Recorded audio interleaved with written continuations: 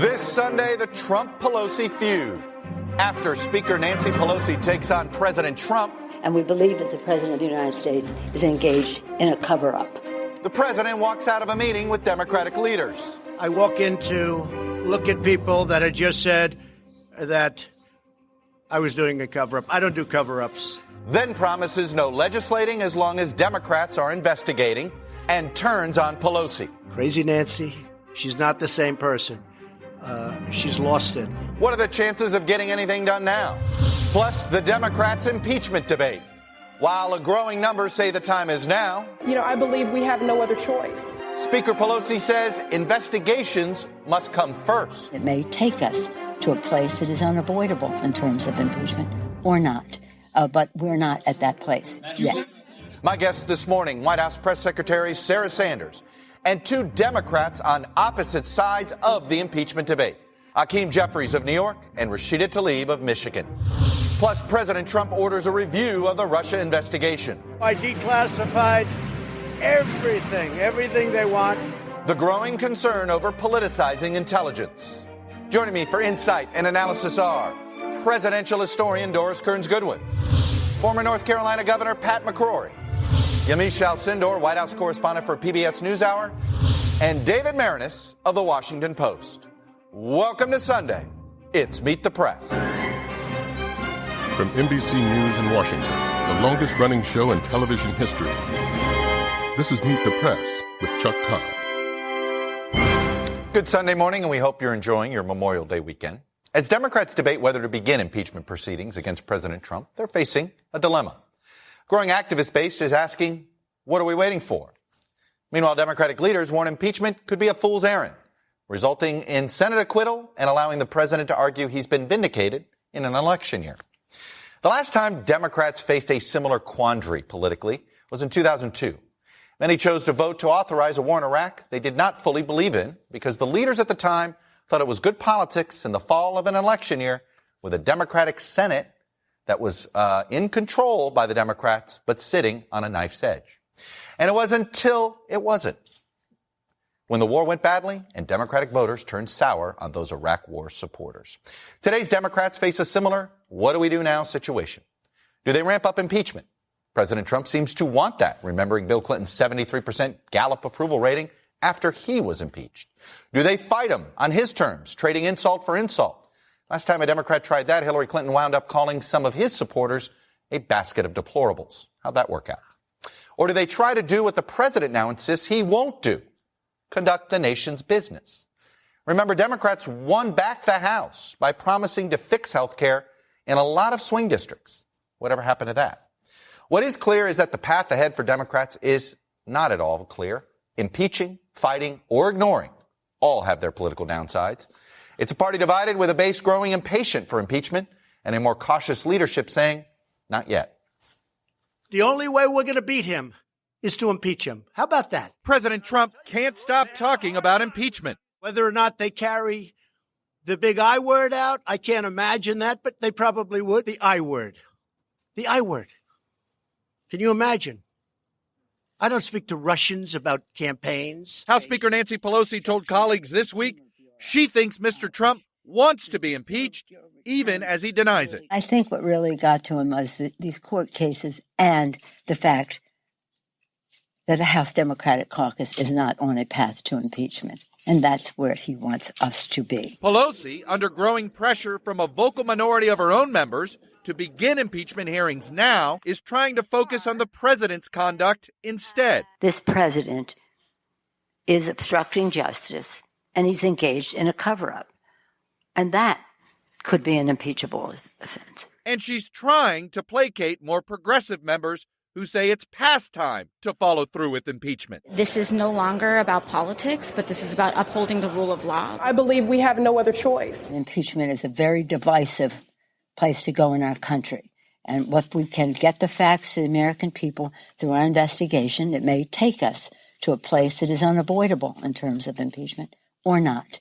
But we're not at that place. In recent polling, a majority of Americans oppose impeachment hearings. If we were to hold an impeachment inquiry in the hearings in the Judiciary Committee, how would they differ from what we're going to be doing if we don't call it an impeachment inquiry? And the answer is they wouldn't. Meanwhile, the president is raising questions about the FBI and CIA's role in the Russia probe, using the word treason and ordering Attorney General Bill Barr to declassify intelligence that led to the investigation. Who specifically are you accusing of treason? Well, I think a number of people. If you look at Comey, if you look at McCabe, if you look at probably people higher than that. On Wednesday, the president walked out of an infrastructure meeting with Democrats, saying there will be no legislating as long as the Democrats are investigating. For both the president and for House Speaker Pelosi, a clash may be politically convenient. Mr. Trump is trying to ensure Democrats share blame for government dysfunction. Is there anything that you are willing to work with Democrats on now? Because everything. I'd like to work with everything. No, they have to go down their track. Let them get rid of the nonsense first. While Pelosi focuses her members on the primary thing uniting Democrats, President Trump. Another temper tantrum. I wish that his family or his administration or his staff would have an intervention for the good of the country. And joining me now is the chair of the House Democratic Caucus, Congressman Hakeem Jeffries of New York. Congressman Jeffries, welcome back to Meet the Press, sir. Good morning, Chuck. I want to start with what Republican Congressman Justin Amash laid out as his principal conclusions for reading the Mueller report. In that infamous tweet storm last week, he said President Trump indeed engaged in impeachable conduct, and he believed that Attorney General Bill Barr deliberately misrepresented the Mueller report. Do you agree with Congressman Amash's two principal conclusions? Well, I certainly think there's reason to believe that there was obstruction of justice. The Mueller report laid out 10 different instances that we need to look into separately as part of our investigation as to what may have taken place. And it certainly appears to be the case that the so-called Attorney General intentionally misrepresented the conclusions of the Mueller report as part of an effort to fool the American people. We won't let that stand either. Well, if that's the case, then why aren't you ready to start impeachment hearings? You're referring to an attorney general as a so-called. He is the confirmed attorney general. I think he even had a Democrat or two, vote for him, if I'm not mistaken. But if this is the case, then why aren't you for starting impeachment now? Well, Democrats can sing and dance at the same time, just like Beyonce. We have to keep our focus primarily on our For the People agenda, which we've been working on, lowering health care costs, strengthening the Affordable Care Act, protecting people with pre-existing conditions, driving down the high cost of life-saving prescription drugs. These are all areas where we've passed legislation this month. At the same time, we recognize in the new majority that the House is a separate and co-equal branch of government. We don't work for Donald Trump. We work for the American people. We have a constitutional responsibility to serve as a check and balance on a potentially out-of-control executive branch. But we will not overreach. We will not over-investigate. We will not over-politicize that responsibility. We'll proceed, as Speaker Pelosi has eloquently laid out, methodically yet aggressively, to get to the truth. Is it possible, though, you're making a political calculation about impeachment, and then that in itself is actually something to, I opened my monologue here about the Iraq war debate. And Democrats, many of them were convinced to make a political decision in the fall of 2002 that down the road they would regret what seemed like good politics in the moment. So in this case, not impeaching seems like the right politics of the moment. How do you know that? And how do you know that isn't going to be bad politics 5 years from now? Well, the only way to proceed is to make sure that politics don't dictate a decision to impeach or politics don't dictate a decision not to impeach. We need to follow the facts. We need to apply the law. We need to make sure that the Constitution is the guiding principle in terms of the way forward. The Judiciary Committee, for instance, has indicated through our chairman, Jerry Nadler, that we will conduct hearings on obstruction of justice. We will conduct hearings on abuse of power. We will conduct hearings on the culture of corruption that appears to exist at 1600 Pennsylvania Avenue. But we are in fact-gathering mode right now. At the same time, we're going to continue to work on issues of importance to the American people. That's what we promised that we would work on should we win the majority. Now that we're in the majority, we have to work to make life better for everyday Americans, and that's what we're going to continue to do. Do you worry, though, you talked about this, the various investigations are going on. You're doing obstruction of justice, you're investigating abuse of power, you're looking at his financial records. Do you understand why maybe the country just looks like Democrats are throwing subpoenas up against the wall to see what sticks? Why is there not a focus, laser-like focus, for instance, on the Mueller report? Well, you have a variety of different committees of jurisdiction who have important work to do. But with respect to the Mueller report, we have indicated that we want to see the full and complete unredacted Mueller report. We can't trust the Attorney General's redactions to be presumptively legitimate. We want to see the underlying documentation. And of course, we'd like to hear from Bob Mueller, who needs to tell his story to the American people. But besides that, we do have important things to work on, like infrastructure. You know, the president didn't just walk out on a meeting with Nancy Pelosi and infrastructure, Chuck. He walked out on the American people. Donald Trump is functionally a studio gangster. He pretends to be a tough guy, but he really is just playing that role on TV. Hopefully, he will have gotten this temper tantrum out of his system. He can come back from Japan. We have crumbling bridges, roads, tunnels, airports, mass transportation system. We need to get to work to fix it. We have a plan, and we'd like to do it in a bipartisan way. Is there a point where impeachment becomes it becomes unfeasible because of the political calendar? Well, we are at the very beginning of our new majority, as you know. This is the start of the clock. We just crossed into the 100-day point of the House Democratic majority last month. Mm-hmm. And so I think we have to proceed methodically. We have to gather the information. And then at a certain point, we'll have to make a determination as to how best to present that to the American people. But is there a timetable? I mean, is there a realistic timetable here? Is it the summer? You have to sort of, if by Labor Day you're still equivocating, then you're probably not impeaching? Well, I think that's a timetable that will be guided by the facts. I don't think it will be guided by any political calendar. And we've been pretty clear. The presidential candidates are out in the campaign trail, and they should make their case to the American people. We want to promote prosperity in every single zip code, and hopefully they'll continue to do that. We have to do our work in the majority to govern, to pass bills, to send them over to the Senate as we've been doing, and to try and get legislation to the president's desk to be signed into law. Is there a point here in all of this where you're just arguing over semantics? I mean, Judiciary Committee Chairman Jerry Nadler said what he's doing now, if you called it an impeachment inquiry, it'd be the same thing. So what should we take away from that? You already really have opened an impeachment inquiry. It's just not formally called one?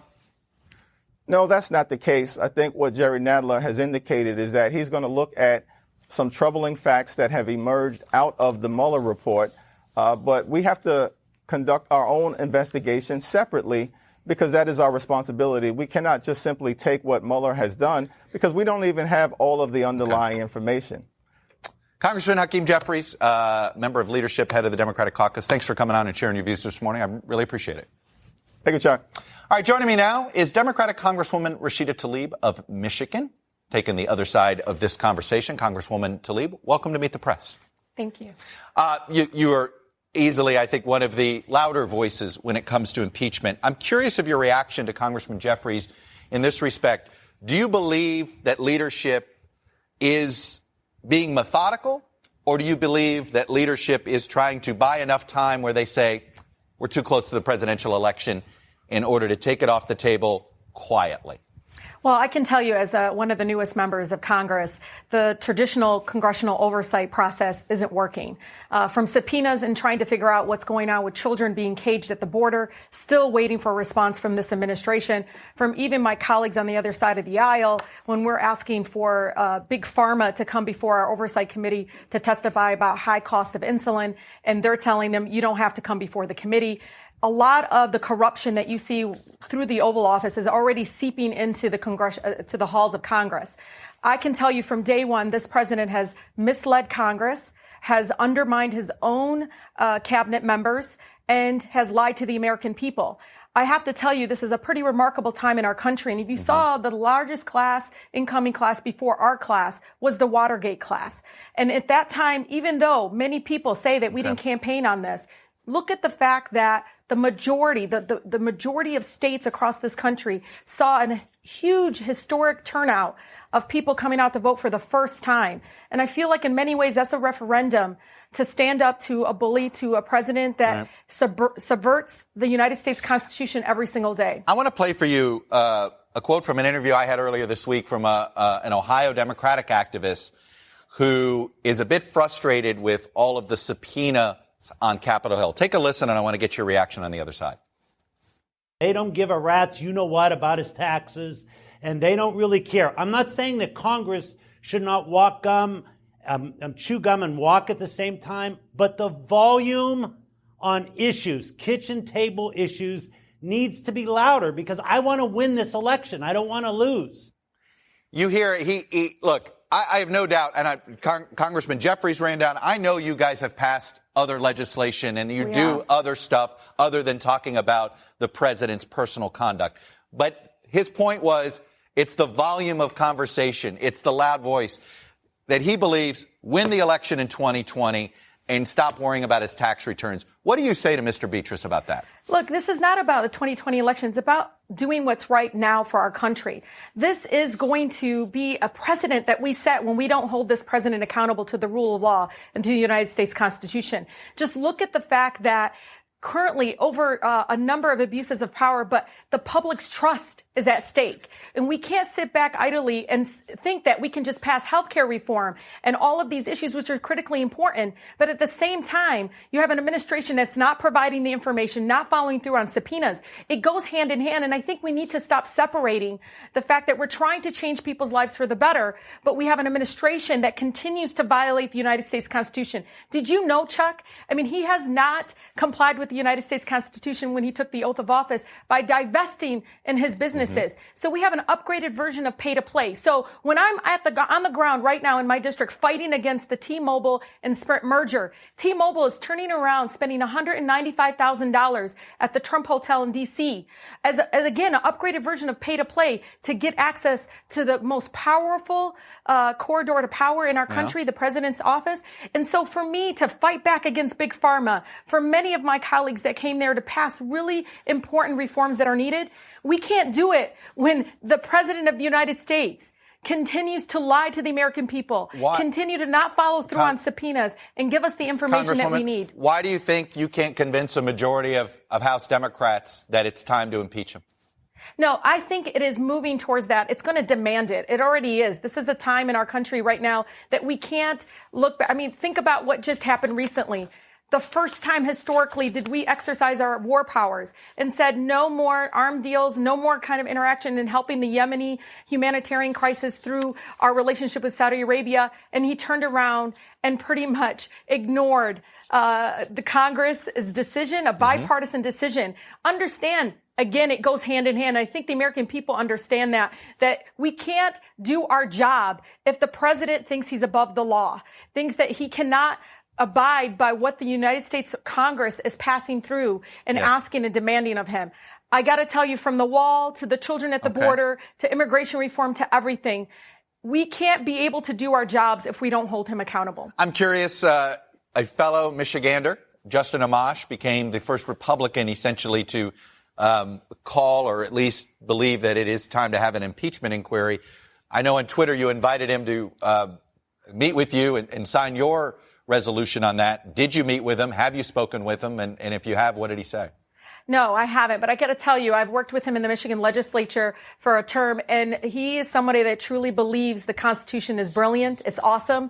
He's all about putting country first. I've known that about him for a very long time. He actually is one of the few that supported subpoenas towards the Trump administration about at least understanding what's going on at the border with children being separated from their family.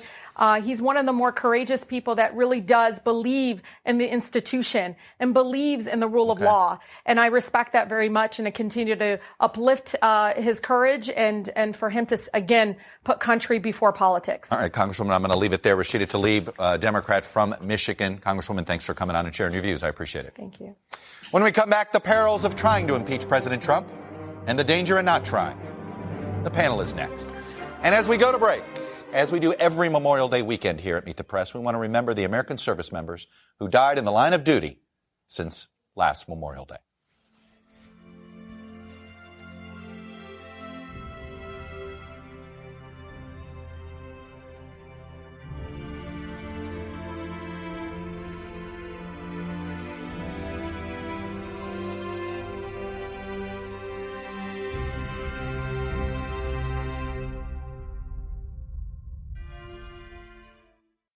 Welcome back. Panelists here. The former Republican governor of North Carolina, Pat McCrory.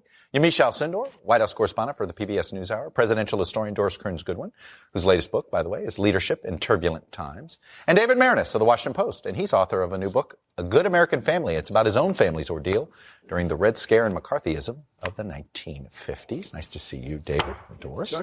Yamiche, I want to start with this sound with Nancy Pelosi. We've gone over about a 2-month period where she's going from defiantly anti-impeachment to rhetorically more open to it. Take a listen. They wanted me to impeach President Bush for the Iraq War. I didn't believe in it then. I don't believe in it now. It divides the country. The president is demonstrating on a daily basis his obstruction of justice. This president is obstructing justice, and he's engaged in a cover-up. And that could be an impeachable offense. Yamiche, is she getting closer to impeachment, or is she trying to keep Congresswoman Tlaib happy?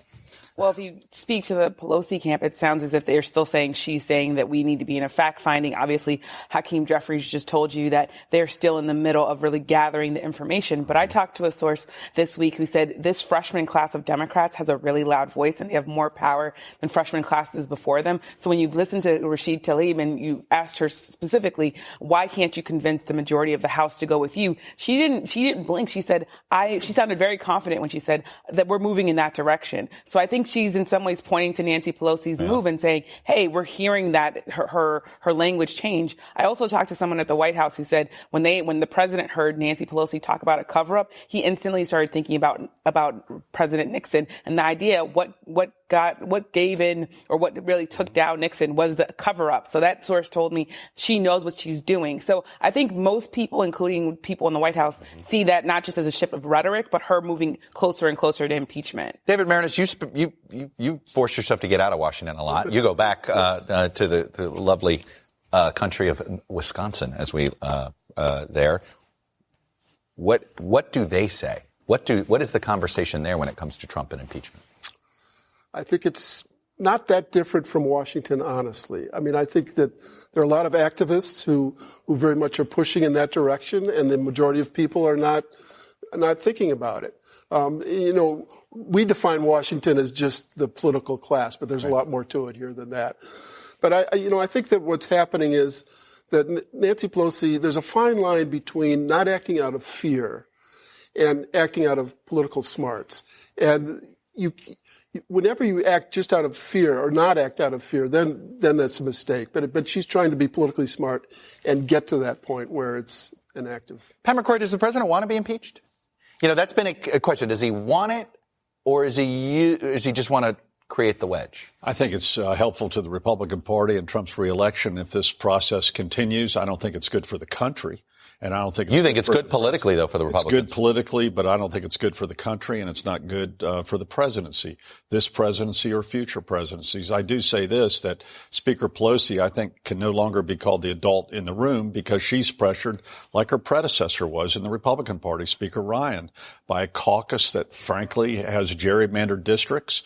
Their fear is from the left in future primaries, not in a general election. The same dynamics occur in both the Republican and Democratic Party with speakers of the House and state legislators like my own and right here in Washington, D.C. She's trying to appease them. She's trying to herd them into a coalition.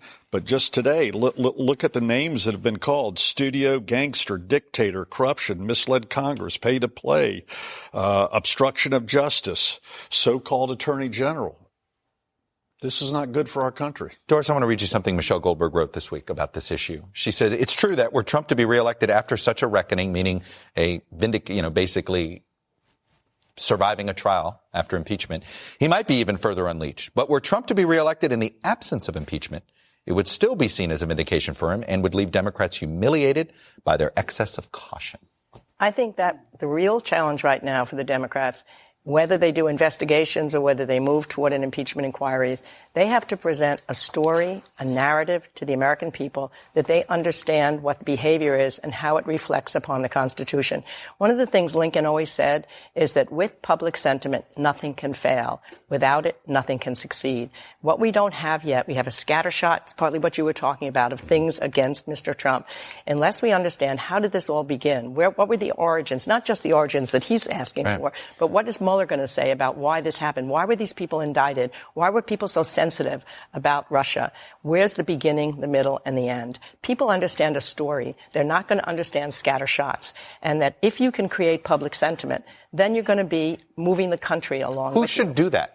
Well, who's in charge of leading that conversation? It's not just the Congress. It's what the candidates on the 2020 campaign You think they should be talking about it? They're going to have to talk about it. They've already been asked about it. But it's not just a question of saying I'm for or against impeachment. Mm-hmm. They have to argue. And we need Mueller there. We need the story to be told from Mueller, not from Attorney General Barr. And until the American people understand, this is what FDR did so great. He explained complicated issues in fireside chats so you understood them. So it's up to the political class right now, if they're going to go forward with impeachment, or even if they're not, to be able to understand what has happened. Where's the beginning, the middle, and the end of the story? But it's a lot easier for one person to tell that story brilliantly than 24. And the Internet doesn't. No, I agree totally. Yeah. But that's what leadership is. Yep. And that's the most important part of leadership right now, wherever it comes from. And whoever can do that best, they're going to be able to I don't disagree with you on Mueller needing to speak. But I also say we almost need a church commission, as many Republicans think, on really reviewing what are the guidelines now for investigations. Listen, I've been a governor whose administration's been investigated before, and it literally makes you temperamental. It brings down your staff. It dilutes any work that you can do on the side. You're nervous about, especially if you feel like everything you've done is right, not wrong. And we've got to make sure that we really review what guidelines are used, especially if we investigate candidates in the future. But Doris is talking about a narrative, and why you see Hakeem Jeffries saying the so-called Attorney General is because Democrats are in some ways very furious because Attorney General Barr was pretty good at setting a narrative for the president. Yes, the president's very happy with Attorney General Barr, and all the people that I talked to, both on the Trump campaign and the Trump White House, feel as though they have a coherent narrative. Democrats are mad about the 2016 election. They're going to go harass me. Now they want to impeach me. It's all about keeping me out of this office. So the Republicans have kind of lined up their narrative. Absolutely. And Democrats, as you see them now, I think, fighting over this issue of impeachment, they're going to have to decide whether they have a narrative as well. And it goes back to the person best able to make the case is a person that I don't think wants to make the case, which is Speaker Pelosi. I think she's beginning to, though. I think by talking about obstruction of justice and by saying we're moving methodically, we're going step by step, she's in charge right now. But, I mean, she needs to make the narrative, too. No one's made it yet on the Democratic side. And you're absolutely right. The Attorney General has made the narrative, and the President is now carrying it forward. They've won the messaging right now. She may simply be buying time in order to say wait for 2020, but we'll see. When we come back, it's White House Press Secretary Sarah Sanders. She joins us from Tokyo, where President Trump is on a state visit. I'll ask her whether President Trump trusts his own CIA. And again, as we go to break, the names of more American service members who made the ultimate sacrifice while serving their country over this past year.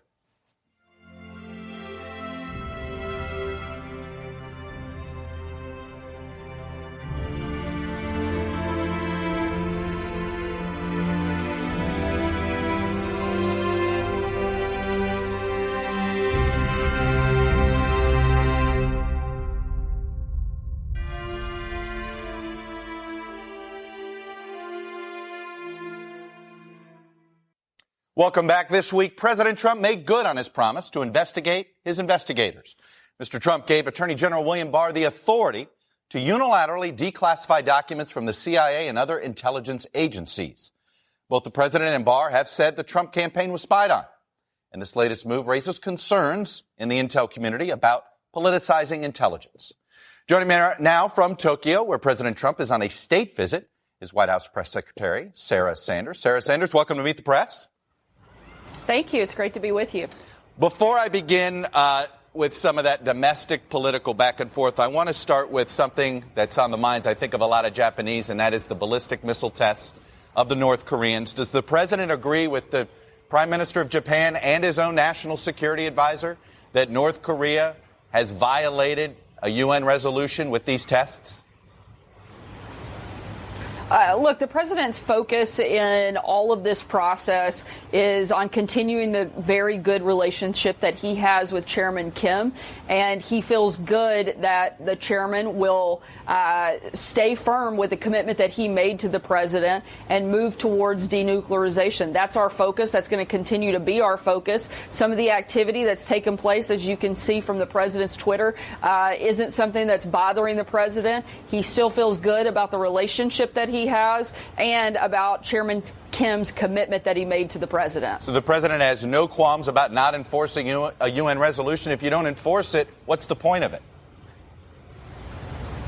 Once again, Chuck, the president's focus in this process is on continuing to move towards total denuclearization of the peninsula.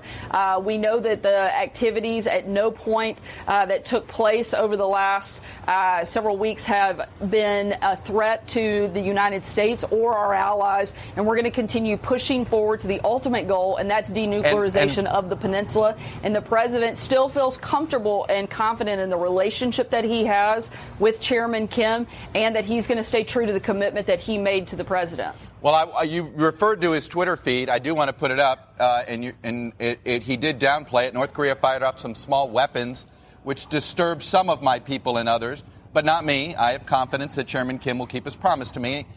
And then also smiled when he called swamp man Joe Biden a low IQ individual and worse. Perhaps that's sending me a signal.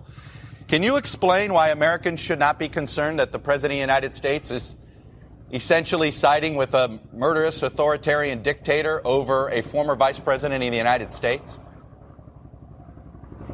Chuck, the president's not siding with that, but I think they agree in their assessment of former Vice President Joe Biden. Again, the president's focus in this process is the relationship he has and making sure we continue on the path towards denuclearization. That's what he wants to see, and that's certainly what the people in this region want to see, and are hopeful that the president is right and that relationship will be what helps move us further down that path. The President of the United States takes the North Korean dictator's word about Joe Biden.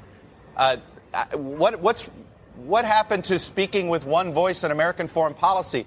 Is the president not setting up, trying to have world leaders sort of pick which political party they should side with? I don't understand what message the president is sending here.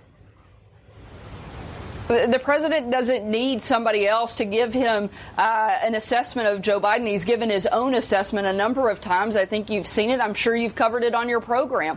The president watched him and his administration with President Obama fail for 8 years. He's come in 2.5. He's cleaned up a lot of the messes that were left behind. We shouldn't even be in the position that we're in to have to deal with North Korea at the level we are if they had done their job in the first place. And that we're seeing in moment after moment and relationship after relationship that the previous administration did nothing. They failed with Iran. They failed with North Korea. They failed on trade. And we finally have a president that's being tough with these countries. We've put tougher sanctions on North Korea than the Obama administration ever did. But at the same time, the president wants to develop that relationship, and he wants to actually get something done. He doesn't want to just talk in pretty rhetoric. He's been tough on China for the very first time ever. China is sitting down at the table and negotiating for better deals on trade. For the very first time, we're seeing Iran's economy crumbling. Nobody's been tougher on Russia than this president. I think if anybody needs help with an assessment, it's Joe Biden, and whether or not he should be trying to get an upgrade when he failed to do the job in the number 2 slot. I'm trying to understand how your North Korea policy is a success if he's still launching missiles. I understand that you guys have had summits, but nothing's come of it. If anything, he's now doing missile tests again. So we're right back where we began.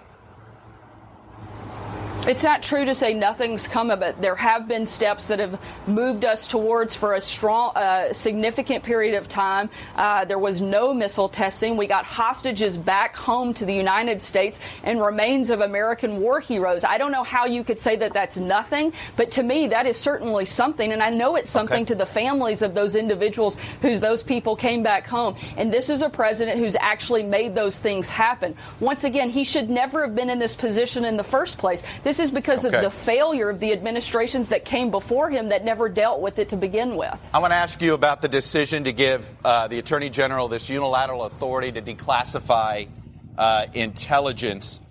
The order says the Attorney General should consult with relevant agency heads, but not that he has to. Why did the president not force the Attorney General to consult with the D-N.Y and the head of the CIA? Here he's giving him unilateral authority not to do it, only saying he should do it, but he doesn't have to. Why? The president has total confidence in the Attorney General and his ability but not to the make those intelligence decisions. community? We expect.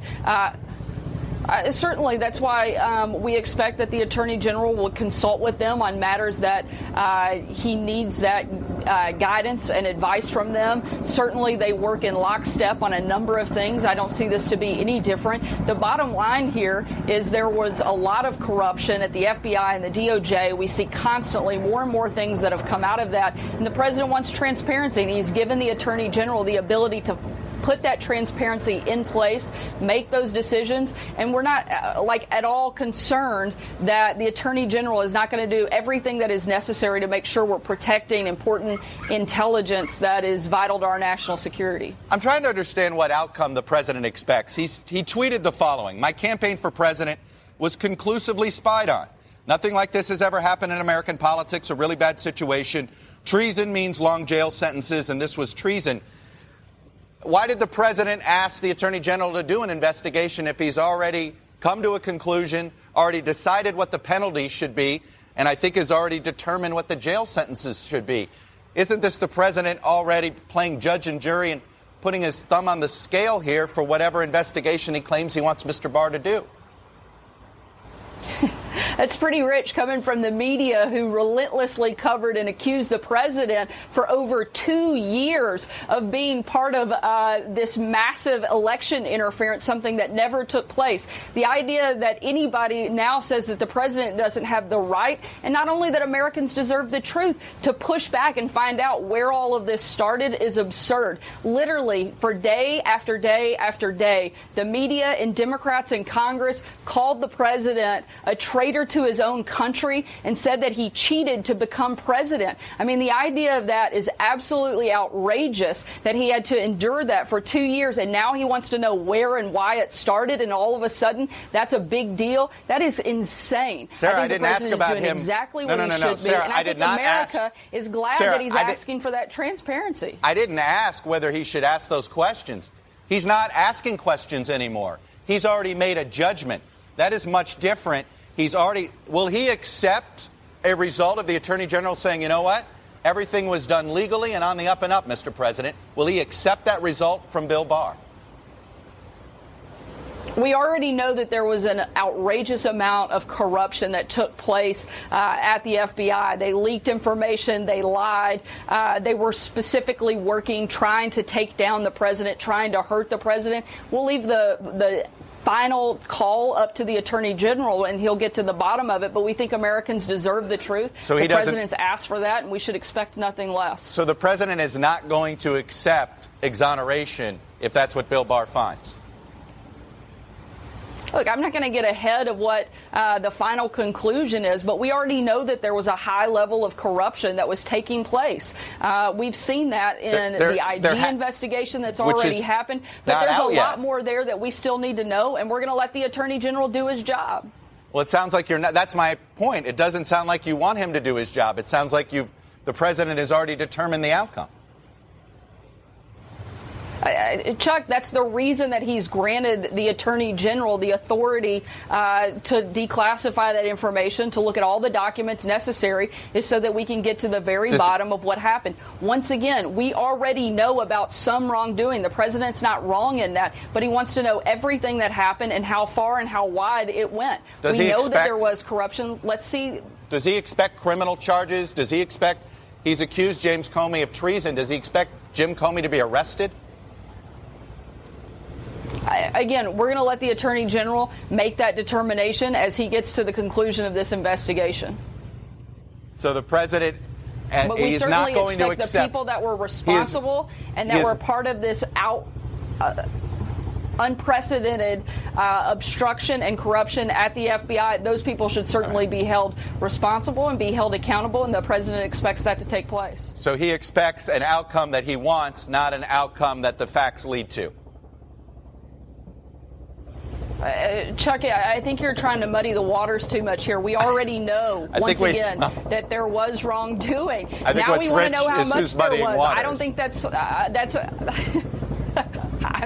well, I don't think it's crazy to want to know how far and how wide the corruption at the FBI was. And that's what the president has asked the Attorney General to find, and we'll see what happens. Sarah Sanders, White House Press Secretary in Tokyo for us today. Thanks for coming on and sharing your views. I appreciate it. You bet. Thanks, Chuck. When we come back, the 2020 election and the comparison Joe Biden would probably prefer not to hear about.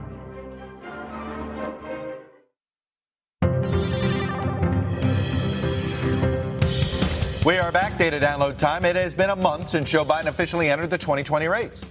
And he's been at the top of the Democratic pack ever since, climbing to an 18-point lead over Bernie Sanders in one poll this week.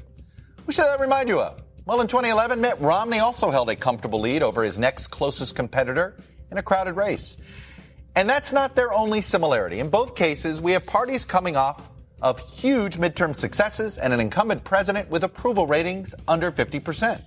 In 2011, 90% of Republican primary voters disapproved of President Obama's job performance, much like the 88% of Democratic voters who dislike President Trump right now. So, at this moment, Biden actually looks more like Mitt Romney in 2012 than he does like Donald Trump in 2016. And that might be a similarity Biden wants to actually kind of avoid. Because Romney, being Mr. Electable on the right, wound up losing that general election. When we come back, Endgame and the major event that happened overseas that could tell us something about the politics in our own divided country.